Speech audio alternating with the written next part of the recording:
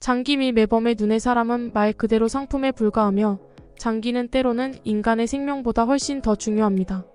살기 위해 마지막 희망 안고 한국 찾아온 스페인 가족. 그런데 한국 병원에서 수술 거부 당하고 쫓겨나는데. 안녕하세요. 저는 스페인 마드리드 우세라 출신의 발렌티나라고 합니다. 저는 두 아이의 엄마로 남편 없이 아이들을 키우고 있는데요. 최근에는 남편에 이어서 아이들까지 잃게 될 뻔했지만 한국인들 덕분에 이렇게 행복하게 살 수 있게 되었고, 한국인들이 제게 어떤 기적을 선물해줬는지 말씀드리고자 글을 작성하게 되었습니다.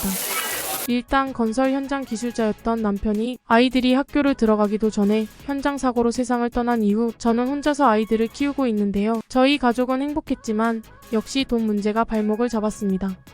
제가 사무직으로 버는 월급으로는 집세와 생활비를 겨우 감당하는데 그쳤고 저축을 할 여유가 전혀 없었거든요. 중학생인 딸과 초등학생 아들은 순식간에 자랄 것이고 곧 대학교에 들어갈 텐데 저는 아이들의 사립대학교 등록금까지는 꼭 책임져주고 싶었습니다. 그래서 저는 재혼을 하기로 결심했는데요. 사실 저는 그때 새로 만나고 있는 중국인 남자친구가 있었는데 그는 마드리드의 차이나타운에 거주하는 사업가였습니다. 애가 둘이나 딸린 제가 뭐가 그리 좋았는지 그는 매번 저를 졸졸 따라다녔고 심지어 아이가 둘이나 있다고 밝혔음에도 아이들의 나이나 혈액형까지 물으며 엄청난 관심을 보이더군요. 그래서 저는 그가 엄청나게 가정적인 사람이라고 생각했습니다. 어쨌든 그렇게 저희는 몇 달간 교제했고 어느 날은 그가 제게 청혼을 하길래 아이들을 위해서라도 그 청혼을 받아들이기로 했는데요. 솔직히 가정적이고 다정한 그가 좋긴 했지만 결혼을 하고 싶을 정도는 아니었긴 했습니다. 하지만 역시나 성공한 사업가이자 엄청난 재력가였던 그와 재혼을 하게 된다면 아이들의 교육 문제는 해결할 수 있을 거라 생각했기에 저는 현실적인 문제를 고려하지 않을 수가 없었죠. 그리고 그는 정말로 혼인신고 후에도 제 아이들에게 무척이나 잘 대해줬고 가정적인 면모를 보여줬습니다. 하지만 그와 알았던 시간이 짧아서인지 저는 결혼을 한 뒤에도 그에 대해 완전히 알 수는 없었습니다. 일단 그는 돈이 많은 것 같기는 했으나 대체 무슨 사업을 하는지는 몰랐는데요. 자신은 사업체 설립 컨설팅 업체를 운영한다고 했지만 전혀 그런 것 같지도 않았고 일하는 시간도 들쑥날쑥이라 새벽에도 종종 일하러 나가곤 했거든요. 그러나 그때까지만 해도 저는 그만의 어떤 사정이 있을 거라 생각했고 그리 대수롭게 여기진 않았는데요. 왜냐하면 그는 가장으로서의 역할을 무척이나 충실히 해냈고 다정한 남편이자 믿음직스러운 아버지가 되어 저희 가족에게 새로운 활기를 불어넣어주고 있었거든요. 하지만 그러던 중 중국인 남편은 이내 충격적인 이야기를 꺼내기 시작했습니다. 바로 자신의 눈 때문에 일에 지장이 가니 딸의 각막을 이식받아야겠다고 했거든요. 사실 그는 한쪽 각막이 파열되어 한쪽 눈으로만 세상을 보는 중이었습니다. 그는 자신에게 완벽한 눈이 있다면 더 큰 효율을 낼 수 있고 그로 인해 얻은 수익들은 전부 가족인 저희가 누릴 수 있으니 오히려 좋은 거 아니냐고 말했는데요. 저는 그의 말에 엄청난 충격을 받을 수밖에 없었죠. 아무리 피가 섞이지 않았다고 해도 어떻게 자신의 딸에게 눈을 받을 생각을 한단 말인가요? 또한 그는 각막은 인종이나 혈액형 등이 같을 필요가 없다는 말까지 해왔는데 의학과는 전혀 관련이 없던 그가 이렇게 장기 이식에 대한 해박한 지식을 갖고 있다니 저는 그의 정체가 대체 뭘까 하는 두려움도 들었습니다. 하지만 제가 할 수 있는 건 아무것도 없었죠. 그와 재혼을 한 뒤 몇 달 동안 저희 가족은 그의 경제력에 완전히 잠식당해버렸거든요. 새로운 집과 비싼 사립학교 그리고 사립대학 등록금 지원 등 그는 저희에게 많은 변화를 선물했는데 아이러니하게도 이런 점들은 당연히 거절해야 할 이런 말도 안 되는 제안에 고민을 할 수밖에 없게 만들고 있었습니다. 그는 자신은 곧 대형 계약을 앞두고 있어서 새로운 눈이 급하게 필요하다며 딸이 대학교에 들어가기 전까지 새로운 각막을 이식받을 수 있도록 돈을 써서라도 조치를 취해둘 거라며 저희의 선택을 재촉했는데요. 하지만 저는 아무리 고민해도 창창한 미래가 있는 딸의 각막을 넘겨줄 수 없었습니다. 그래서 그의 제안을 거절하려고 했는데요. 그러나 그때 딸이 나와서 충격적인 말을 하더군요. 엄마, 저 그냥 아빠에게 각막을 드릴래요. 어차피 대학교에 들어가기 전에 다시 받을 수 있는 거잖아요. 동생은 반에서 늘 1등을 해올 정도로 공부를 잘하는데 괜히 아빠 눈에 거슬려서 똑똑한 동생이 돈이 없어 대학교를 못 가게 하고 싶지는 않아요. 아직 어린 딸이었지만 그녀는 무척이나 어른스러웠고 저는 딸에게 너무나도 미안해서 눈물이 났습니다. 그렇게 남편은 스페인의 병원을 수소문하기 시작했고 의사들은 이식 수술은 가능하지만 수술 대기 순번이 엄청나게 밀려 있어서 기다려야 할 거라는 말을 해줬습니다. 저는 스페인 의사들의 말에 각막이 급하게 필요한 남편이 수술을 포기할 거라는 희망을 갖기도 했으나 남편은 단호했습니다.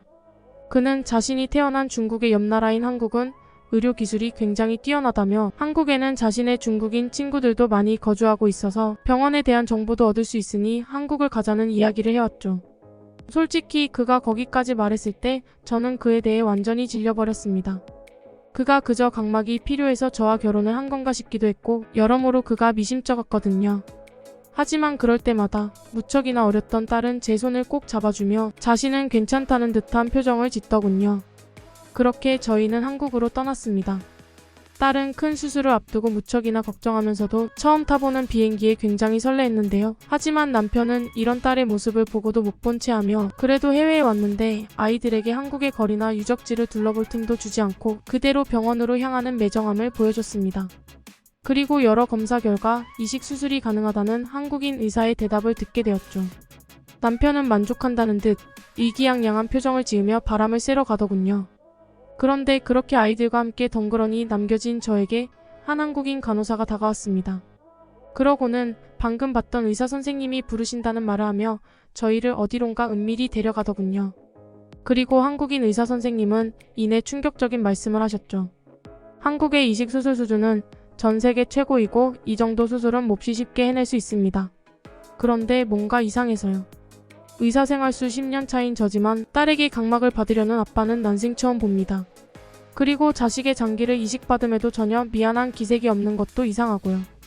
물론 남의 가족사에 신경을 쓰는 건 무례한 일이긴 하지만 한번 수술이 들어가게 된다면 더 이상 돌이킬 수 없으니 신중한 선택을 하시길 바랍니다. 아직은 늦지 않았으니까요. 의사 선생님의 허를 찌르는 말씀을 들으니 저는 뭔가의 뒤통수를 강하게 맞은 느낌이 들었습니다. 저희 가족은 넉넉지는 않았지만 남편을 만나기 전에도 이미 충분히 행복하게 살고 있었습니다. 그러나 경제적으로나 정신적으로나 중국인 남편에게 완전히 종속된 삶을 살다 보니 저는 무의식적으로 예전으로 돌아가는 것에 대해 겁을 먹은 모양이었죠. 그리고 스페인 의사들은 단 한 명도 이런 조언을 해주지 않았지만 한국인 의사는 위험 부담을 무릅쓰고 제게 좋은 조언을 해줘서 너무나도 감사했습니다. 그런데 저는 곧 중국인 남편의 엄청난 비밀을 알아냈고 이내 충격에 빠지고 말았는데요. 그날 밤 아무리 생각해도 남편이 의심스러워 그가 자는 틈에 몰래 그의 지문 인식을 풀고 휴대폰을 확인해봤거든요. 그리고 저는 그의 정체를 파악한 뒤 경악을 금치 못하고 말았죠. 그가 연락을 주고받은 내용은 중국어가 다수 섞여 있어서 저는 문자인식 번역기를 사용해야 했는데 내용을 보니 그는 마드리드 차이나타운에서 불법 장기 밀매를 하는 브로커였던 것이었습니다. 그가 왜 새벽에 주로 일을 했는지, 장기 이식에 대해 어떻게 그렇게 해박한 지식을 가지고 있었는지 이제야 모든 게 맞아떨어졌습니다. 심지어 그는 딸의 각막을 받은 뒤에도 나중에 딸에게 새로운 각막을 주는 척하며 의료사고를 빌미로 장기를 팔아넘길 계획까지 세운 상태였고 아들에게도 똑같은 수법을 사용하려고 했다는 것이 밝혀졌죠. 그는 제 아이들을 노리고 계획적으로 제게 접근했던 것입니다. 저는 정말 엄청난 충격을 받고 혼절할 뻔했지만 가까스로 정신을 붙잡고 모든 증거 자료들을 촬영해놨습니다. 그리고 다음날 남편에게는 아무것도 모르는 척하며 그저 마음이 변해서 딸의 각막 이식은 불가능할 것 같다고 말했습니다. 그러자 중국인 남편은 본색을 드러냈고 이내 난동을 부리며 저를 폭행하려고 하기 시작했습니다. 심지어 날붙이까지 닥치는 대로 들며 저를 공격하려 했죠. 다행히도 한국인 병원 직원들은 그 즉시 마치 자신의 일처럼 남편을 말리기 시작했고 심지어 한국인 환자들까지 나서서 저희와 남편을 떨어뜨려줬습니다. 결국 남편은 분에 못 이겨 자신은 혼자서 스페인으로 돌아갈 테니 알아서 스페인으로 돌아오라며 떠나버렸는데요. 끔찍한 범죄자였던 남편이 떠나자 안심이 되면서도 저와 아이 2명의 비행기 값은 대체 어디서 마련해야 할지 곧 엄청난 두려움이 밀려왔습니다. 제겐 그야말로 한 푼도 없었거든요. 하지만 이런 제 딱한 사정을 들은 한국인 의사 선생님께서는 흔쾌히 자신이 도와주겠다며 비행기 티켓을 사비로 끊어주셨을 뿐만 아니라 자신의 친한 친구가 발렌시아에서 변호사 일을 하고 있다며 이혼 소송에 필요한 비용도 한두 푼 드는 게 아닐 테니 친구의 도움을 받아보라고 말씀하셨죠. 저는 너무 감사해서 눈물을 흘리고 말았습니다. 어떻게 생전 처음 보는 외국인에게 이렇게나 호의를 베풀어 줄 수 있는 건지 처음 받아보는 이런 따뜻한 호의에 엄청난 감동을 느꼈거든요. 그러나 의사 선생님께서는 그저 아이와 가족을 사랑하는 한국인으로서 아이들을 끝까지 책임지려고 하는 제 모습에 감동을 받았다고 말씀하시며 별거 아니라고 말씀해 주실 뿐이었죠. 그렇게 발렌시아로 향한 저는 유능한 한국인 변호사에게 도움을 받을 수 있었고 그는 마침 자신의 사무소 일을 도와줄 사람이 필요했던 참이라며 제게 일자리까지 제안하더군요. 그는 저의 딱한 사정을 듣고는 저희 가족을 위한 숙소까지 제공해주는 친절을 베풀어줬고 저 또한 그의 밑에서 열심히 일하며 여러 일을 배우는 중입니다. 물론 저희 가족은 다시 가난했던 예전으로 돌아오게 되었지만 저희는 지금이 훨씬 행복하고 또 한 번의 큰 위기를 극복하고 한국인들의 따뜻한 호의까지 받은 저희 가족은 훨씬 더 화목해졌죠.